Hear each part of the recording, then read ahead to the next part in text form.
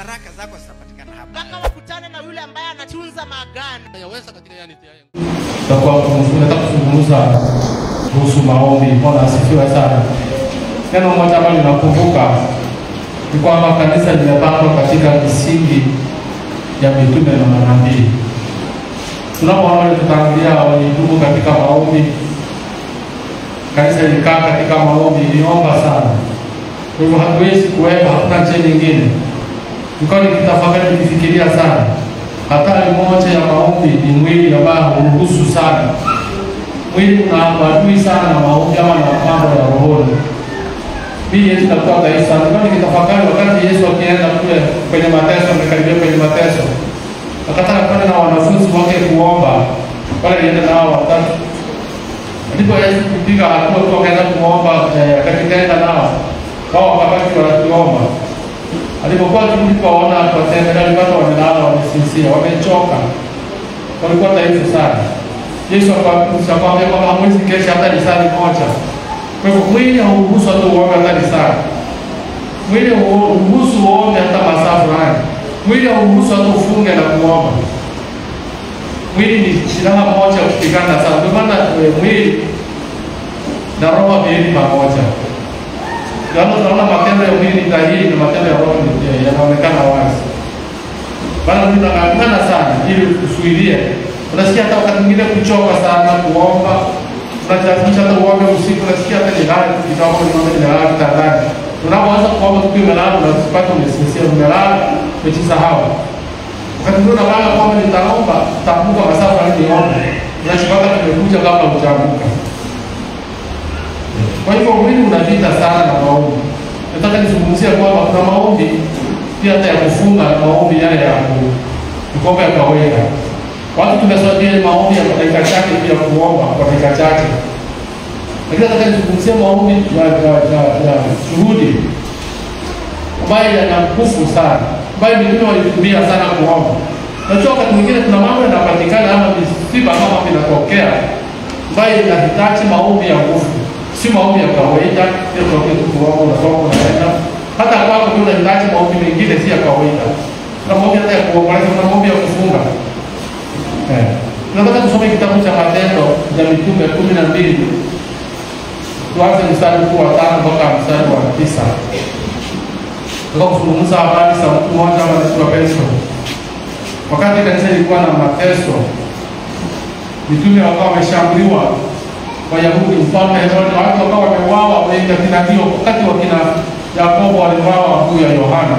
Hebu tusome kitabu cha Matendo ya Mitume 12 mstari wa 5, kuanzia mstari wa 5 mpaka 9. Kipenda mtu alisome na tena kutolewa sana. Neno la Mungu linasema, basi Petro akalindwa gerezani.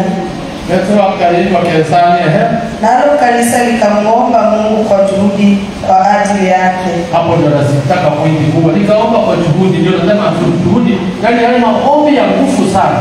Ya kujitoa, ya kuumia. Si maombi ya kawaida. Siti nasema, hata wakati Herode alipotaka kumtoa, usiku ule Petro alikuwa analala katikati ya askari wawili.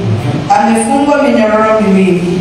Walinzi mbele ya mlango wakailinda gereza. 7. Mara malaika wa Bwana akasimama karibu naye, nuru ikamulika mle chumbani. Akapiga Petro ubavuni, akamwamsha akisema, ondoka upesi.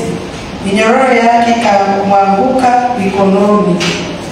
Nani nasema, malaika akamwambia, jifunge, kavae viatu vyako. Akafanya hivyo.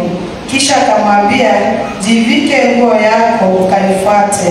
9 nasema, akatoka nje akamfuata, wala hakujua ya kuwa ni kweli aliyofanywa na malaika, bali alidhani kwamba anaona maono. Ndiye Bwana Yesu makofi. Hayo maombi ya Mungu yanafanya kazi hiyo. Kwa sababu Petro hakujua kwamba hata ni mambo yanafanya. Wewe mwenyewe ulikuwa umelala. Mwili alikuwa ameshindwa, amechoka. Mambo mengine yanafika unachoka. Na ingawa watu wengine wasome upande wako.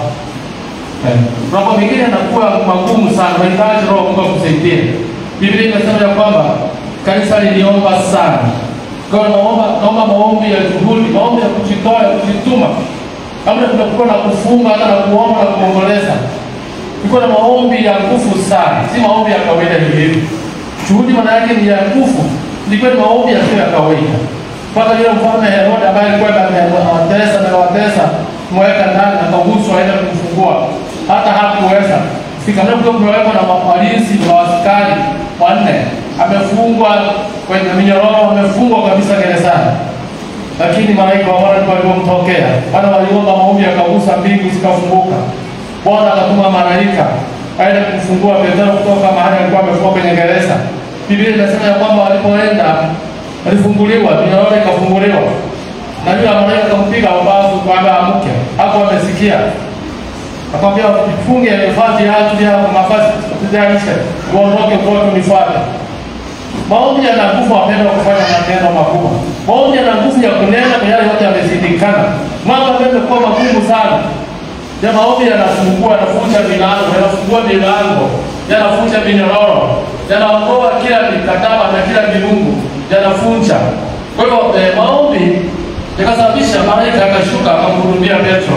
Petro hakujua. Biblia inasema kwamba hapo mwisho mstari wa 9 kwamba alifikiria hata ni ndoto. Hakuelewa. Kuna mambo mengine yanatufanyikia, tunatutendekea. Unashangaa ni Mungu amenifanyia hivi. Bila nilikuwa nimefika mwisho. Bila nilikuwa nimechoka. Bila nilikuwa nimeshindwa kabisa. Bila nilikuwa nimeona kifo katika maisha yangu. Ndio ni Mungu amenifanyia. Ndio nini? Wakati mtu anakosa kuelewa. Petro alishindwa kuelewa kama ni ukweli kama ni ndoto. Kwa sababu mambo yanayofanyika kwake sio kawaida. Kwa sababu ya maombi ya juhudi ya nguvu sana. Kanisa liliomba. Nimesema kwamba tumebaki kwenye misingi ya mitume na manabii. Mitume waliomba sana. Maana mitume wakati wa mateso. Unajua kanisa wakati inapofika shida ndio watu wanamuita Mungu. Nilikuja kuegundua kwamba wakati kuna shida ndio mtu anatafuta Mungu, huyo Mungu mpaka wapi. Lakini wakati unakula chakula, unakula vizuri, unafurahia, una amani kwako na utule utele wa kimaisha. Maisha ni kawaida, tunatembea. Haushughuliki hata kuomba. Ndio nimejifunza hata ni kwangu mimi nimepitia hivi. Watu tushughuliki kuomba sana. Watu kiumane kwako. Watu mambo yaende vibaya vigumu kwako. Unaona watu wanasikia hata kufunga hata testeke hata kufia kanisani. Kwa sababu ya mateso mengi. Wakati kulikuwa na mateso sana katika mitume, walikuwa na mateso wanafungwa. Tunasema kwamba hata kina Yakobo wakati ni wao kipindi hicho. Yakobo alikuwa amewao ya Yohana. Wakasikia tena hapo ndipo hapo watu wakasikia tena wakapata na kufungwa ndani. Tena kwa nguvu sana. Kanisa likasema ni mchungaji mtumishi wetu hatuwezi kuacha afungwe. Tena alikuwa ni mchungaji anayesimama na kanisa na kazi ya Mungu. Watu walijama mateso. Haijalishi wewe ni nani, wewe umeinuka na nani, wewe ni nani. Wakati majaribu yameinuka, wakati mateso yameinuka, yanakupata kila mmoja. Kwa hivyo tena tunataka ni maombi ya nguvu. Unaweza kufika mahali ukashindwa hata kuomba. Inaweza kufika mahali ukainua hata ukazalendo, unahitaji watu wasimame na wewe. Wakati mwingine tunahitaji hata kanisa lisimame na sisi. Tunahitaji hata katika huduma hii kanisa liombe sana. Tunahitaji kanisa lisimame na kila huduma kuiombea. Si kawaida. Kwani Petro alikuwa ameshindwa amelala mpaka kaenda kuangushwa na malaika. Ni wakati wa mateso. Wakati mwingine jamani shida zinakupeleka mpaka unashindwa hata kuomba. Si kama unawahi kufikia hiyo hali. Majaribu yanaweza kuwa mazito ushindwe kuomba. Hata Yesu alifikia mahali akashindwa. Akasema mwili nitarefu sana. Ni roho inayo. Mwili ukachoka akashindwa kuomba. Sasa kuondoshwa na machozi hivyo tunaonekana kama dawa. Yeye akashindwa kabisa. Akasikia kuchoka. Kwa hivyo inafika mahali kama mwanadamu nasikia kushindwa hata kuomba. Kwa hivyo kunahitajika maombi ya juhudi, ambayo yana nguvu. Kanisa litaisha na maombi ya nguvu. Wakati tunaposikia shida inatokea mmoja wetu ana shida, tunashikilia maombi ya nguvu. Wengine hata wanafungwa wanachiliwa kwa sababu ya mtu. Si kama tunakuta mahali kuomba kwa sababu ya mwenzake, akasikia shida ya mwenzake, akasema nenda kuomba kwa sababu ya mtumishi. Kwa sababu ya mtu wangu, rafiki yangu ama mtumishi wa Mungu, nenda kuomba kwa sababu ya yeye. Nitashindima niombe. Hiyo hatushani na hiyo. Hiyo hatuna muda na hiyo. Kuna muda kusikia maneno yameharibika hapa watu kustoa story. Tulijua tu itafanyika hivi. Sikuwa nimeona tu itafanyika hivyo tu. Sasa ninasema Mungu saidia tu, Mungu saidia. Heri maombi ya unafi. Lakini kuna watu walisimama wabaya na wapendwa. Sehemu ya kanisa, wakati wa kanisa na sehemu gani? walisimama, hao mitume walisimama wakaomba maombi ambayo yaligusa Mungu mpaka akatuma malaika. Si kawaida maombi ambayo tunaomba, sio maombi ya kawaida.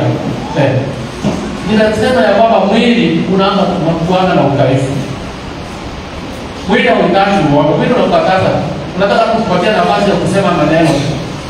Tulijua, tuliona hili kimefanyika hivi. Huyu alikuwa tu tunaanza kutoa zile siku ilikuwa naona ameshindwa mahali ama mahali alikosea. Sisi tunaanza kutoa siku zake.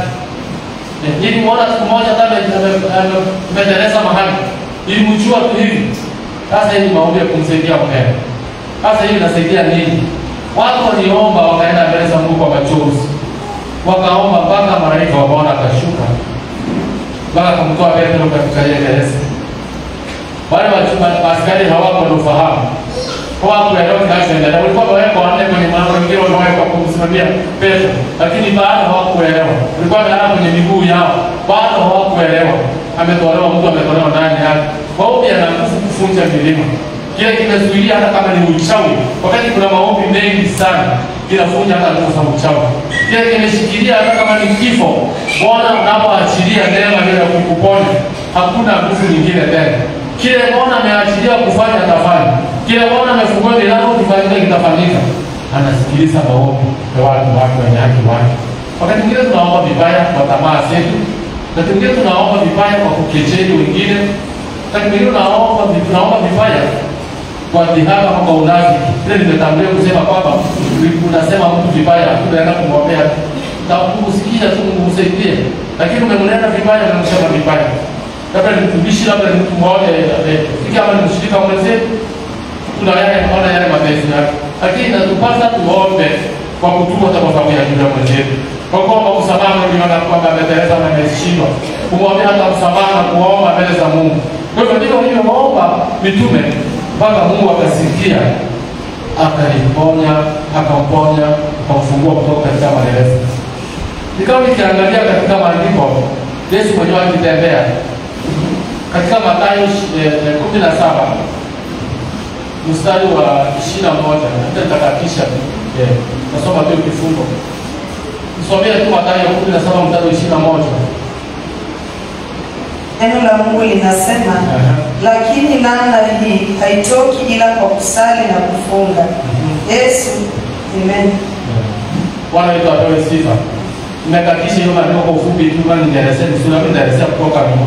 Siku moja Yesu alifanya huduma, akitembea akakutana na mtu mwingine. Akamwambia, mwalimu, mwanangu, nisaidie, mwanangu anaanguka na kifafa. Kila mara anapoita wanafunzi wako wakipita hapo wamemwombea, hawakuweza kumtoa huyo pepo wa kifafa. Yesu akaanza kukemea wale wanafunzi wake, mtakana nini enyi wenye imani hapa, hata muwezi kutoa huyo pepo. Yesu akaanza kumuuliza Yesu, tufanyeje? Yesu akamwambia kwamba basi hiyo ila mambo mengine yawezekani hivi kwa kufunga na kuomba. Sitaki kuzungumzia kidogo tu ya kufunga na kuomba. Kuna shida zingine mpendwa, hawezi katoka kwetu bila kufunga. Na mambo mengine yaombea hayawezi akatoka hivi, lazima ufunge. Kama unanielewa hivyo.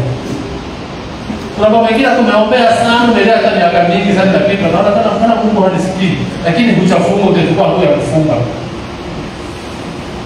Kwa sababu ya imani yetu bado ni ndogo. Kuna mambo mengine tunataka tufunge na kuomba. Ndio maana tunafunga na kuomba. Ndio maana mwili unataka kufunga. Maana mwili una mahitaji yake, unataka kufunga, wewe kufunga. Unamwambia kwamba watu watakuwa kidogo, utafunga siku nyingine. Unakuonyesha kwamba biashara yako itaharibika. Ukienda kufunga mambo yako naenda shambani, hii ya hii itaharibika, hiyo ndio kwanza nifanye moja mbili tabaka ule mwezi mwingine nione kama nitapata nafasi. Hata watoto wafunge nipate nafasi kufunga shule. Ndio nipate nafasi ya kwenda kuzungumza na Mungu. Wakati mambo yanazidi kuharibika. Kwa hivyo tunamnyima tunapata kukosa kupata nafasi. Wito tulima maombi na Mungu. Kwa mambo mengine hayawezekani hivi hivi. Ndio maana Yesu akasema kwamba mambo mengine ni kuomba na kufunga na kuomba. Kuna shida zingine watu wasiombea hivyo, sitoke hasa ufunge. Kama tumejifunza hata kufunga na kuomba wapenda. Unaweza ukaomba tu kalia siku nyingi, lakini utachukua nafasi ya kufunga, uchinyime, utese mwili. Maana maombi yanahitaji utese huu mwili. Unyime mwili mahitaji yake. Maana ya kufunga ni kunyenyekesha mwili. Usiweke kwa lugha nzuri. Maana ya kufunga ni kunyenyekesha mwili, nyenyekea na utii. Unajua mwili una mambo mengi sana. Kuna mahitaji na kusumbua. Wacha kwa sababu gani sasa unakuja kuomba hapa kanisani unakwambia kwamba kuna mboga nyumbani, nimetoka kule mtoto umeisha hata nikijeni nifanye moja mbili tatu na katisha maombi. Lakini bila kufunga lazima ujinyime. Utenge muda wako na Mungu. Upangilie mipango yako. Kama ni mwanandoa unaelewana na mume wako naye hata vizuri na kuhusu unaelewana vizuri. Maombi yanahitaji gharama yake wa fedha. Kuna mambo mengine hayawezekani hivi ile kwa kufunga na Mungu. Kuna magonjwa mengine unaweza kuombea stop. Kuna vitu vingine unaweza kuombea usifanyike ila kufunga na Mungu. Bwana asifiwe sana. Sio kama unanielewa. Yesu mwenyewe alisema hivi. Kwa hivyo mambo mengine hatuyawezi kuombea hivi unavyofikiria. Najua hata wakati uliomba sahau uliombea vitu vingine walifunga wala kuomba. Bwana akasikia, Bwana akatuma malaika. Kufunga kuna maana yake sana. Tunaona katika Biblia tunaona watu waliofunga. Kwa nini Yesu alienda siku 40? Kwa nini Musa alienda siku 40? Kwa nini Elia alienda siku 40? Hao walienda kwa ukamilifu. Kwa hiyo hawakuenda kimawazo. Mungu aliwapa neema ya kwenda kufunga. Inawezekana kufunga hata siku. Kuna wengine wanafunga hata siku 100. Hiyo bado ndio wewe funga hata siku 200. Lakini hiyo inamaanisha ni maombi ya kumaanisha ama ni maombi ya kule kimisara. Tuombe tukiwa tumemaanisha wapendwa. Tuombe tukiwa tumemaanisha na tumemaanisha tumeamua kama ni kufa na kupona. Unajua kuna mambo mengine siku unakataa mchezo. Unasema hii kama ni kufa. Nikaambia kusema nimekomba kusema hivi. Unaenda kwa sababu ya shida. Hiyo na shida hana kuna watu wanaona mtu analia sana. Siku moja nikapatikana hata mimi na shida. Nikasema kama nikufa sasa hivi nisinyoke kwa nyumba. Wacha niende msinyoke kufia kanisani. Maana ndio hapa Mungu ameniita niende huko. Nikafunga virago yangu yote, nikapanga nikasema nitaenda nikae kanisani. Wakati nimetoka kutoka hapo nimepelekwa mchezo. Nikapata kuna tarumu pale nikasema nitaenda nikufie huko. Na sita mtu akuniona pale nitakaa pale. Sasa nitangaza inaenda wapi? Najua usitangaze maovu wakati mambo yanakuwa maovu. Ndio watu wengine hawajui. Kwa maana kama serikali ndio tunaenda ndio kusema ndio kwa hapa ni sama sana. Toka kwa hapo serikali nikwambie. Hiyo ni siri. Usitangaze maovu kwa watu. Kwanza wewe unaweza kutangaza silaha ya kupiga. Wakati unaenda maovu ni siri yako. Hili unafiki. Maovu ni siri yako. Wakati unapanga kuomba labda unapatana na mume wako kwa nyumba au unapatana na mwenzako kwa nyumba. Hiyo hata ni vizuri.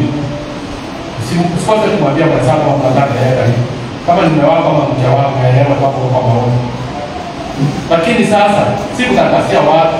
Nina maswali mengi ya watu hata kwa sababu ya na hiyo sio haipendezi wa pale sika vizuri. Hii ni mambo ni siri. Hata hizo kwa wanafunzi wako wakitenga wakaenda kitu walifanya kujificha. Wao ni watu wale kujificha tunaomba. Kwa hivyo nilipotoka niliambia mtu mmoja tu ambia mama akilia sana. Kwa sababu mtu wako ni kweli. Nimeenda kuchinyonga nimeenda wapi. Nilikuwa na vita vingi sana. Nikapenda mzungu saa 11 hivi nimeamka kwa mguu mpaka mchana. 11 asubuhi. Kisha saa moja nilipata naingia kanisani.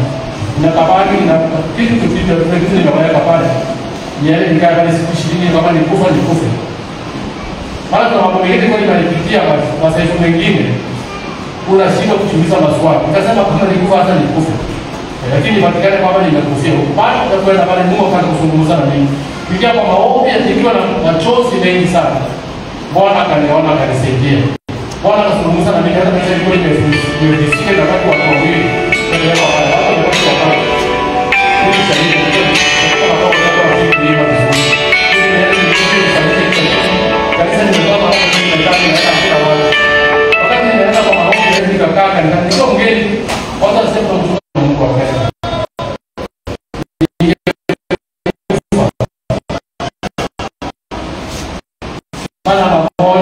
mwili na mataifa yake. Kwani yeye anasema kama ni magonjwa basi anasema na madaktari kama ni nini inaonekana. Hata kwa wengine wanasema kama huwezi kaa siku fulani chakula. Kama unawahi kwenda wale unawahi kwenda kushauriwa pale unaenda kwenye mambo na ndoa mnajua kwenda mnafanywa counseling. Kabla hata mpimo mwangaliwa hali zenu za kimaisha wanakuambia kwanza kushauri. Ukipatikana na shida hii na hii sana kama ugonjwa ukimwi ukienda kushauriwa. wale wameenda kwenye wala mtaka kufanya ndoa hata mwende ushauriwe. Kama hakutapima unajua kama ikipatikana utaishi. Utakula, lakini wanasema ukiambia kama mimi naenda kwa usifunge, usione ile wakati kabisa usione siku moja. Ukifunga hapa naenda kukufa. Nakwambia usifunge hata siku moja, hata usiku kufunga. Utakula chakula kila wakati. Ndio watu wa fisiki kila wakati kabisa kwamba unakula unafunga maono. Ile shetani ndio ruka. Kwa hivyo nikasema kama nina shida basi nataka niende nifunge nisile chakula. Maana unapofunga chakula magonjwa yanaanza kutokeza. Kwa kunyima mwili. Unajua kuna ugonjwa na hizo wote ambao mwingine magonjwa mengine yanakuja kwa sababu ya kukosa chakula kwa mwili. Kule mwili unakuwa hivi. Nikafunga tena nikakaa siku nyingi sana. Maji sikunywa. Sikula chochote. Bila tunakutoka kurudi kwa kombe kadogo sana. Mwili ukaisha mpaka ukiangalia maji yanaenda mpaka ndani sana. Wakati nitoka walikuwa nimetofika, mwili wangu si mgonjwa, lakini mwili wangu umeisha. Na Mungu akaniambia maneno makubwa. Mungu akaniambia nenda kufanya kanisa, kaleta watu mpaka wakajaa, kufika kanisa likajaa. Nikiomba, watu wakiwa wanapona kanisani. Mungu akaniambia maneno ambayo atafanya. Kwa hivyo nilijua tu maombi ya juhudi ndio tunao maombi ya shida. Tunapoenda kwa machozi, tunapoenda umetoa. Na Mungu anafanya na mambo mengine, mengi yale mambo kuyaombea. Bwana akafanya maneno makubwa kwa ajili ya kanisa hilo. Na Mungu akanifanyia, akaniambia maneno makubwa. Na Mungu akaniambia kwamba hapo tunaenda kufanyia milango hapo hiyo kanisa hili. Bwana itapewa sifa. Mungu huyo Mungu wetu ni mwaminifu. Nikataka kubishana na Mungu lakini Mungu akafanya vile alitaka afanye. Kwa hivyo nataka niseme hivi. Babu mengine tunaomba Mungu akupe neema ya kufanya. Nifanye kichunguza ni kwa nini hao watu walikamia siku 40 bila kufa. Nikaona kwamba Musa Mungu alimpa neema ya kufunga hiyo. Ukiangalia Elia, malaika alitayarisha kabla baada ya kutoroka yule Yesu mfalme akataka kumuua. Maana alikuwa ameomba na Abi. Akaenda kujificha mahali hapo. Bwana akatuma malaika kumwambia kwamba kuna una safari Yesu na unaenda. Alipoandaa mapema ili aende kwa maombi kwa siku ya Yesu. Ndiye hapo anakula nienda kwa maombi kafu. Alikuwa ameandaliwa. Mungu wetu anatuandaa sana. Nataka aone juhudi zetu kama watu wachukua majukumu. Kiambia Yesu alikuwa ametayarishwa. Alienda. Lakini hata nikwambia kuna kitu nimegundua kwamba kwenda kwa maombi sio kwamba haimaanishi kwamba kuna majaribu. Majaribu yanatokea kutoka kwenye maombi. Wewe unasema baadaye ndio kwenye maombi. Bwana kuna vita vingi sana. Kile unaenda kuombea unaweza kujaribiwa pale unaombewa. Unaomba unachoombea mambo yanapita pale. Hebu nisome kitabu tu. Tusome kitabu cha Wafalme. Wafalme wa pili. Wafalme wa kwanza 19 mstari wa 11 kwa 13. Naona habari za Elia hapo. Tunaenda kwa haraka. Neno la Bwana linasema kwamba akasema, toka usimame mlimani mbele za Bwana. Hiyo ni 11 Wafalme wa kwanza 19 mstari wa 11 mpaka 13. Akasema, toka usimame mlima mbele za Bwana. Na tazama Bwana akapita. Pepo mwingi wa nguvu ukaipasua milima. Ukaivunja miamba mbele za Bwana. Lakini Bwana hakuwaona hakuwamo katika upepo ule. Na baada ya upepo tetemeko la nchi. Lakini Bwana hakuwamo katika lile tetemeko la nchi. 12. Na baada ya tetemeko la nchi kukawa na moto. Lakini Bwana hakuwamo katika moto ule. Na baada ya moto sauti ndogo ya utulivu. 13. Ikawa Elia alipoisikia alijifunika uso wake katika mavazi yake. Akatoka akasimama mlangoni mwa pango. Natazama sauti ikamjia kusema, unafanya nini hapa Elia? Amen. Tufike tu hapo. Bwana nitapewa sifa. Si kila sauti ambayo Mungu anapatikana. Wakati nimeenda kwa maombi nikiombea mambo ya nyumba ya watu wa msaidizi. Hata nilikuwa nimepata vita, mambo sirudi, mambo imekuwa mbaya.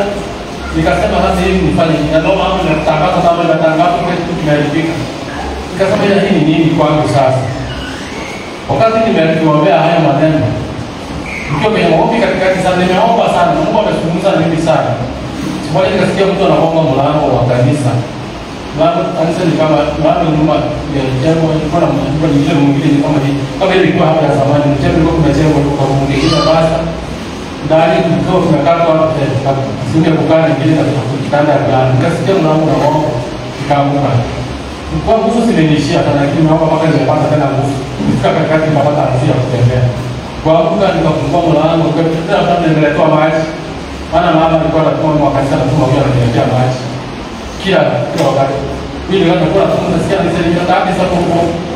Nafungua mlango anapatia maji, na wale kwa mtungi hapa anakuja na maji na hiyo uoga pasta. Nikalisha kile kwa ndoa.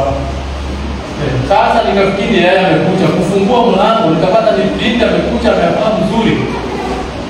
Binti ana ushuhuda. Na nilipia basi nimesikia unaomba hapa. Mimi nataka mtumaji fulani hapa sikia. Mimi nataka mkuu tuwaone. Nimekomanda sisi tunajisimamia na mimi mwokozi. Ndio ushuhuda wa moto sana. Nasema sisi ni Mungu kwa moyo wangu. Kwa hivi nikasema haleluya, nimepata mtu ambaye nisimama maombi kwenda nyumbani. Bado baada bila tutaenda kufanya maneno yetu nyumbani. Bali nilikuwa naombea maneno haya. Amekuja tu kanisani kwa mlango akasema kuomba mlango. Nikasema hii sauti ya Mungu hii. Hii sio maneno ya Mungu.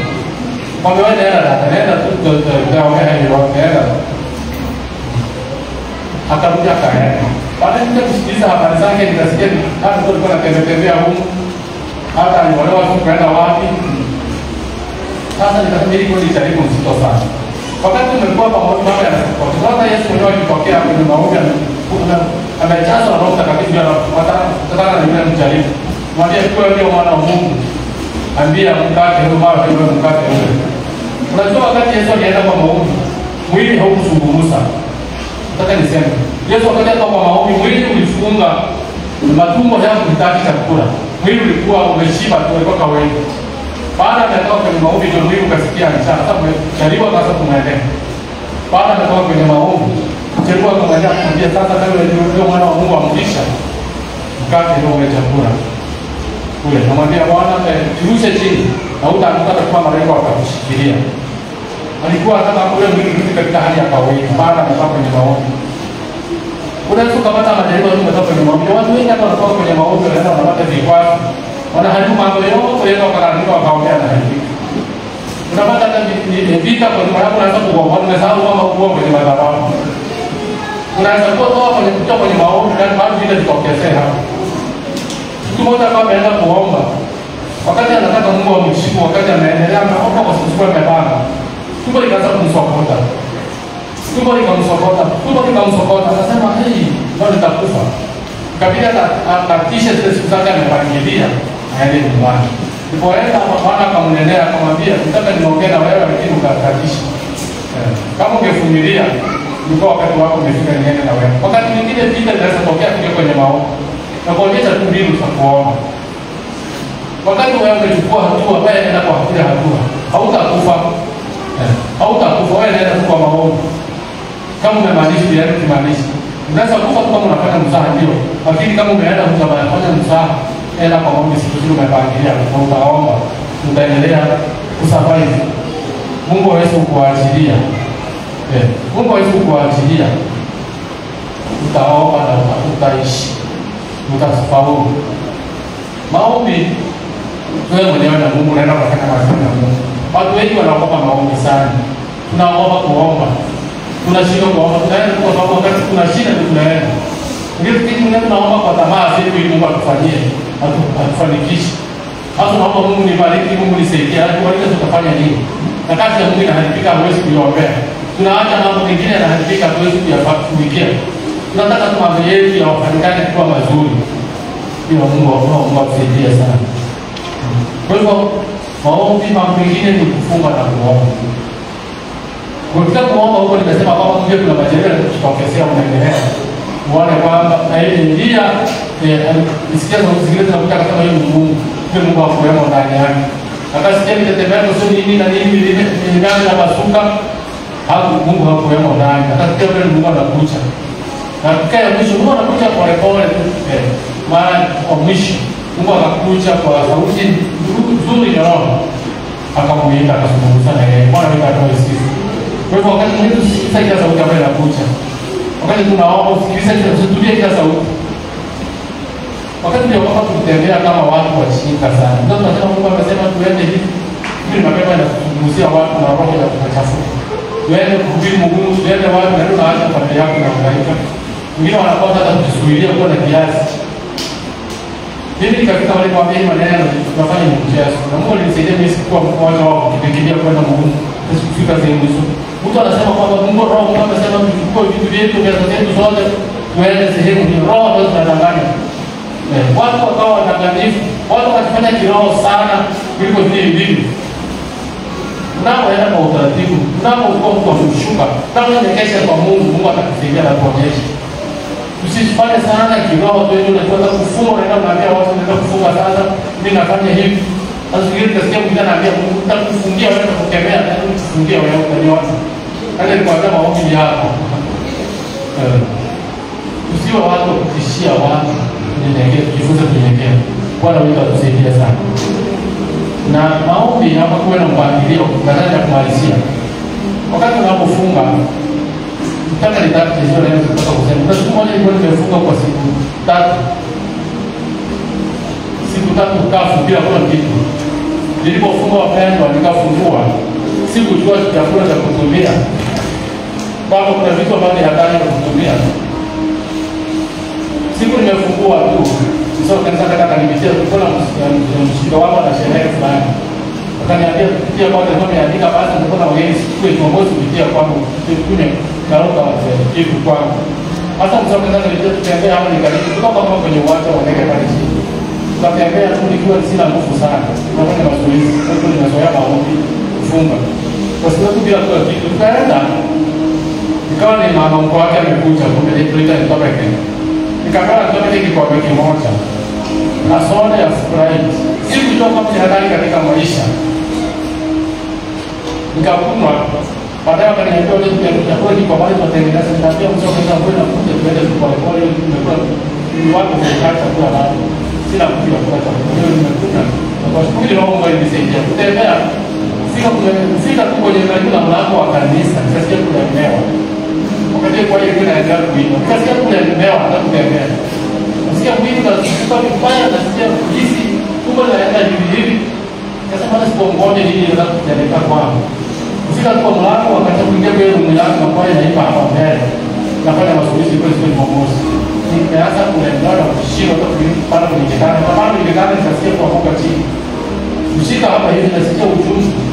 Kama kumekuwa na upinde ilikujile tule hana na mkati kutondoka hapa hivi nikasikia nataka nipasuke nini ile asili ambayo ilikuwa ya uchi tupeke na asili ya soda kumbe ni sumu sana kwa mwili unapoona mzungu nikasikia mkono nimekufulia na mwili kufia hapa kanisani ninachoombea mwenyewe na bwana msaki kufanya kile wasikie pale ndio wanaimba kwa nikapata vita hapo karibu dakika 10 hivi.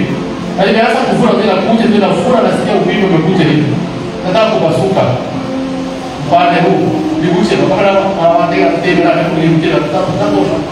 Nikasikia hapa nitafanyaje hapa. Nikakuta nikamwambia Mungu kama Mungu nataka nikupe Mungu sitakusikia hapa. Nimekuja kwa kazi hapa. Nikasikia nikaomba nikaweka mkono nikaomba kwa machozi nikalia. Baada ya kuanza maombi kusikia hivi kama ishi. Maumivu kaanza kuisha kwa pale nikawa salama. Sasa nikajifunza mambo, nikajua. Na vitu vingine tunafanya bila kujua. Hata chakula tunafundisha watu vyakula wakati tunaenda kwa maombi. Kwa hivyo ndio katika hata somo ya Sprite hata hiyo sipendi nini ya omba na Sprite. Ni ile ndio tulikunywa na uchi. Mpaka mwili wangu kwa karibu kwenda. Kwa hivyo nataka niseme kwamba maombi, tuli ya maombi ya muhimu sana katika kanisa. Kanisa tuombe. Tuombe. Kwa watu wa kuomba. Usingojea wakati shida inatokea. Tuombe hata wakati kuna shida, hata wakati hakuna shida. Tuwe tayari, jeshi litakuwa tayarishwa. Kuna serikali hapa na jeshi na kujadili kuinuka kwa wale jeshi. Jeshi kwa kuna nini kama mkali ikaenda ndani. Sisi ni jeshi, lazima tuwe tayari wakati unaofanya wakati unaofanya. Wakati tumetumana tunasikamana tunaendelea kufanya huduma. Kwa hivyo tusingojee kwamba wakati shida inatokea, ndio watu mjibana tunaanzia wapi. tuwe watu waombezi na tuwe watu wa kiroho. Kila Biblia inasema waombezi walipatikana kanisani. Kanisa lazima liombe, kwa nini tunatoa sifa? Kanisa tuombe wapendwa, tuwe watu wa kuomba. Tuwe na maombi mengi sana. Tuwe na maombezi. Mtu mwombezi mtu wa kutarawiwa wakati mwingine, mtu atarawiwa hata kujulikana. Lakini kwa maombezi. Mtu wa maombezi hana heshima sana. Hapenda hana bila liomba. Nitarawiwa hata kama na mzee wa kanisa kumwambia huyu mama analia ni kama anakunywa kiasi. Mlevi. Hapo utaamka. Hata kwa makanisa mengi huwezi sikia waombezi wakisifiwa sana, ndio wanasikia kanisa. Kuliko watu wote, mimi nimegundua mtu mwombezi anasikia kanisa. Kanisa moja lilikuwa likimalizia. Mtu mmoja mtukaje kuna kanisa na mshirika kwa tatu kaamua kwamba ni mwombezi sana. Anaombea huduma na anaombea na mchungaji. Mkamama mtu alikuwa anatauliwa pastor akomo. Mimi mwana anakuja asubuhi sana nikiingiza mahali kwa Bwana na pia machozi na baba anaombea mchungaji na huduma ya kanisa kwa ujumla. Mama mmoja aliendelea hivyo kanisa ikasikia kuongezeka na kuendelea sana kupanuka. Wakati wake ulipofika mama huyo sana yake inaenda mtu anaenda. Ilipoanza miaka yake imeisha. Kanisa liliumba kweli. Mpaka mchungaji akatoa mama yule mama alikuwa anasimama na kanisa. Kanisa likayumba vikubwa vikafanyika. Kwa hivyo mtu mwombezi ndiye anasimama na kanisa. Maombi ni muhimu sana kuliko mambo. Hata tungetuko sana mambo vingine hiyo ina maana. Hata kwa wale wazuri, hata ibada hata huduma zote ni nzuri. Lakini mtu mwombezi huyo mtu anaheshimiwa sana. Kwa hivyo kwa waombezi kwa watu wa kuomba sana. Tusimame na kanisa wapendwa na kuombea kanisa vizuri. Tunapoomba Mungu ataleta watu wengi sana. Wakati mwingine maombi yanasababisha kuleta watu. Mimi huduma yangu ilikuwa kutembea watu, kwa kutembea watu katika kanisa. Mtaona nje, basi mtaalika nje na watu wangu. Lakini kwa kiasi kwa maombi watu wanakuja. Kanisa linakuja watu. Tunaleta watu kwa maombi. Mchungaji mwingine nikasikia anasema kwa redio kwamba alienda kwa chini ya mchungaji mwingine kama nilikuwa na wafasia wengi wao. Sasa mchungaji alikuwa ni mchungaji mkuu, akaambia yule mkuu wake kwamba sisi wote tunatembea watu ili tulete watu na walikuwa ni wachache sana kwa kanisa. Tufanye uinjilisti nyumba kwa nyumba. Yule mtumishi akamwambia wewe watu usikilize sio watu hao sio watu wa mwenyewe. Kwa hiyo tufanye twende kwa maombi. Wewe unakuta maombi kanisani. Mungu anataka na hiyo kitu kishwa kwa wao niambia hiyo. Na pia alipowafanya hivyo waliofanya hivyo kanisa lijao kwa sababu ya kuweka watu. Kwa hiyo kwa pamoja ndio kama kanisa likaongezeka watu wakawa waendelee nje kwenda tu kwa magoti na kuuliza. Kwa hivyo kanisa tuombe Mungu ataleta watu. Kwa nafasi hiyo. Watu sio wale, kanisa sio ndio watu ni wa Mungu Mungu anawachua. Tunataka watu ndio wanatakiwa angalau ukaenda ndio sote kwa kanisa. Ukaenda kila kanguzo, ukaenda kila video, mtu anasadaka kwa pesa kwa kile kinachoendelea kwa moyo. Kwa vitu mtu anaweza pesa kwa kile kaza. Boka mama. Kwa sababu karibu kwa ndoto tunafuta kila mahali. Watu wakukuja wanatuambia. Watu kwa tunaomba. Maombi yanafunza na kufanya maneno makubwa. Ukienda kwa muda hata kudai watu, Mungu ataleta watu. Kwa nini tunataka sisi? Kuna watu ni watu na sisi ni watu. Tusimame kwa Mungu.